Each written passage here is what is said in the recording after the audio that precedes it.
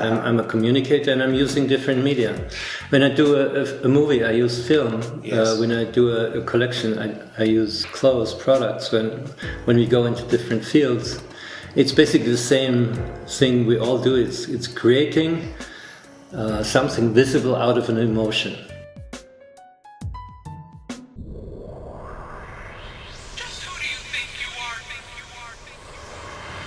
What Willy Bogner is, he's a communicator. You know, an artist does that, he's painting a picture out of his emotion. Yes.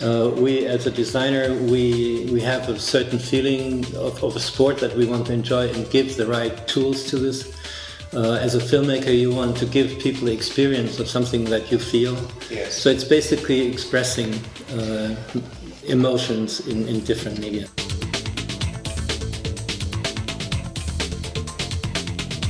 Willy Bogner is also the name of my father, and he obviously was very much involved in this because he started the company. He also started me with the spirit, the love of sports. He was an Olympic skier in the Nordic events, and I was in the Olympics in the 60s in the Alpine. Yes. So there's a kind of a similarity, not only in name but in career. And I was very fortunate to be able to build on that idea to combine the passion for sports with style.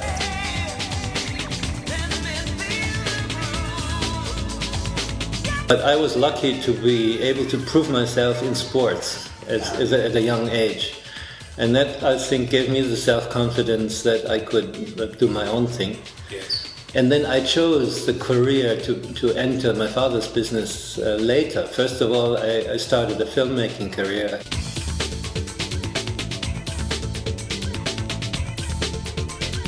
My mother, you know, she came from the north of Germany and she couldn't ski at all. And my father, being a sports champion, wanted to take her skiing, and she didn't like the clothes. You know, at the time they were all men's clothes, and she said, I'm not coming along with this stuff. And said, why don't you create something yourself? And she started doing it, and we're still doing it.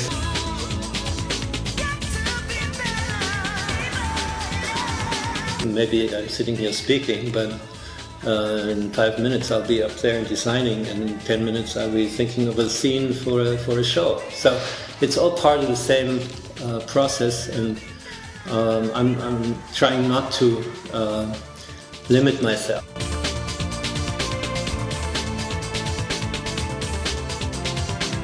As a ski racer, I was always quite furious when they said, you know, you're only a sportsman, and sportsmen don't think. So I was fighting this labeling from the very beginning.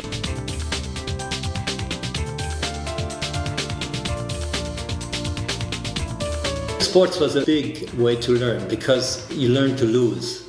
Why is it so important?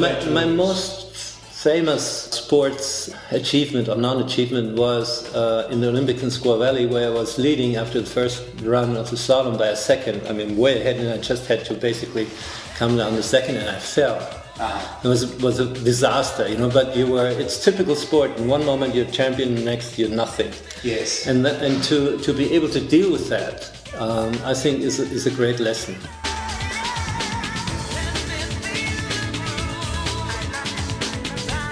You think your ego, yourself, is more important than the rest, and the sport teaches you that. There's always going to be someone faster or whatever. Because it's so objective. Yes. You know, you get the result immediately. But it's good to be focused for a certain time, and then, you know, sports is limited. Your sports career is maybe 10 years out of your life, and then afterwards, when you know how to be successful in one thing, you can translate it somewhere else.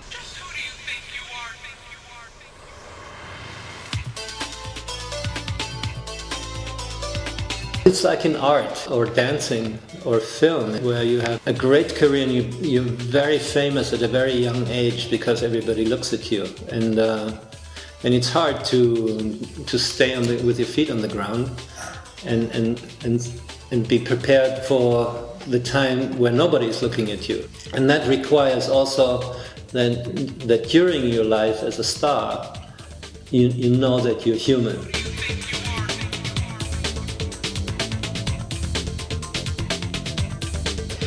What was it like doing those James Bond movies with Cubby Broccoli and Roger Moore? Cubby was great. I mean, he was the the best producer I've ever met. You could come to him with an idea, you know, as outlandish as it could be. But did you approach him or did he approach you? Actually, he approached me. Right. He had seen some footage I could do because I was a ski racer, and then I didn't go to film school, and they didn't tell me you can't do that. So, so I tried it out. At film school 101, they didn't have the course on how to ski with the camera. Right. So I tried that, and it worked. So there's some new pictures out there, and it gave you the feeling of actually being on skis yourself. And Kavi saw that, and he had the scene for Your Majesty's Secret Service where Bond is chased by those heavies on skis, and he saw those things and said, I need this guy. And can you imagine, as an amateur filmmaker, you know, that has never been to film school, that Bond producer calls you up and says, you want to work for me?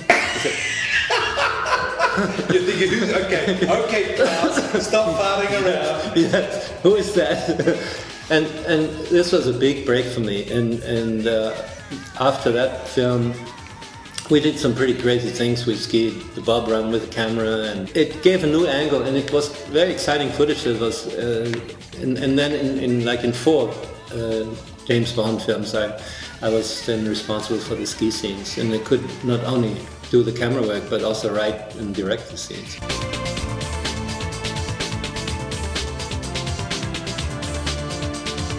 Last year we did an IMAX movie. Yes. You know, the first movie I did with this huge screen, and which is perfect for my way of filmmaking, which is very visual, and I'm working outside in the mountains, and this was fantastic. And obviously on the sports side it was tough because, you know, it weighs like 60 pounds, this camera, and I wanted to ski with it. Yes. And we did it, you know. I mean, both for me as an athlete, still, you know, not that young anymore. It was a challenge. Yeah, but don't you worry about going off a cliff these days? No, you pick your spots, but, you know, we skied down the bob run in St. Moritz with the camera between, you know, the skiers and bikes and stuff. But it's great to sit in the movie and actually feel of going, you know, through the bob run yourself. Skiing has been one of the first active sports that influenced the street scene. Yes. You know, just think of the stretch pant that you know, or a down parka. Yes. If you look at the street in any town in New York or wherever, you know, you see sportswear. You know, that was originally coming from, you know, the slopes. Yeah. Sports is fashion now. Exactly. You know, fashion doesn't happen in the evening in the parties anymore. It's happened on the street, and it comes from, you know, those kids in Harlem.